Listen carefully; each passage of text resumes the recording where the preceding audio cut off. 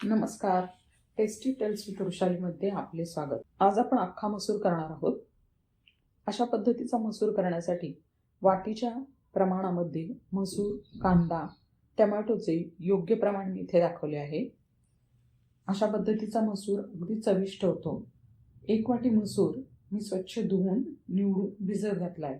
मसूर भिजण्यासाठी 4 ते 5 तास लागतात. मसूर व्यवस्थित भिजून झालाय. तो कुकरमध्ये शिजत घालूया. त्यामध्ये थोडंसं मीठ घालणार आहोत. मसूर कुकरमध्ये 1, 2, 3 शिट्ट्यांमध्ये मसूर व्यवस्थित शिजतो. तुम्ही चॅनलवर जर नवीन असाल तर चॅनलला सबस्क्राईब करा, व्हिडिओला लाईक करा, व्हिडिओ शेवटपर्यंत पहा आणि व्हिडिओ जास्तीत जास्त लोकांना शेअर करा. मसूर शिजून झाला आहे. आता फोडणीसाठी काय साहित्य लागतं ते पाहूया. मी इथे 1 वाटी बारीक चिरलेला कांदा घेतलेला आहे.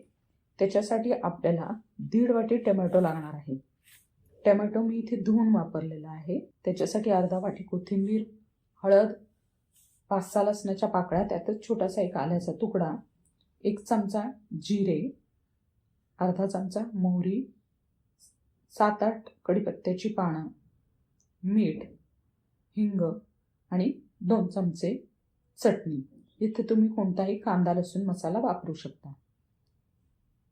लसूण, जिरे आणि आल्याचा तुकडा, छोटासा आल्याचा तुकडा, हे सगळं आपण मिक्सरमधनं आबडधोबड वाटून घेऊयात. यामुळं काय होतं की जिऱ्यांचा एक छान फ्लेवर तेलामध्ये उतरतो. फोडणीसाठी तेल घेऊयात.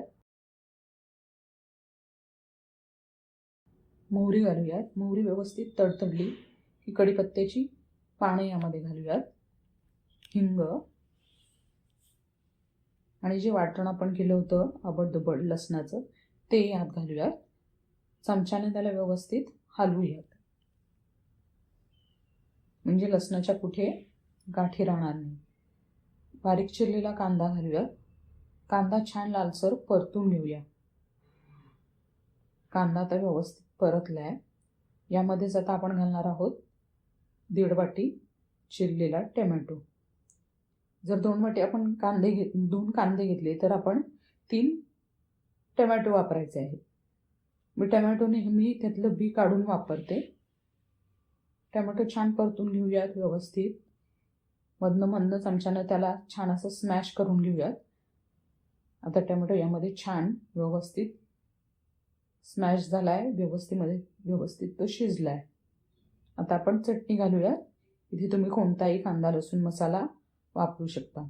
व्यवस्थित हलवून घेऊयात, म्हणजे मसाल्याचा फ्लेवर त्यात उतरेल.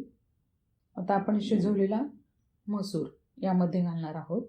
मसूर आणि मसाला छानपैकी परतून घेऊयात, एकजीव करून घेऊयात ते व्यवस्थित. मी इथंच थोडंसं मिक्सरच्या भांड्यामध्ये घालून थोडंसं पाणी पण त्यामध्ये घातले, म्हणजे मिक्सरमध्ये राहिलेलं बाकीचं वाटण पण त्यामध्ये जातं. चवीनुसार मीठ घालणार आहोत आणि जसं आपल्याला हवं आहे तसं आपण त्याची कन्सिस्टन्सी ठेवणार आहोत. छानपैकी मोठ्या गॅसवर उकळी येऊन द्यायची.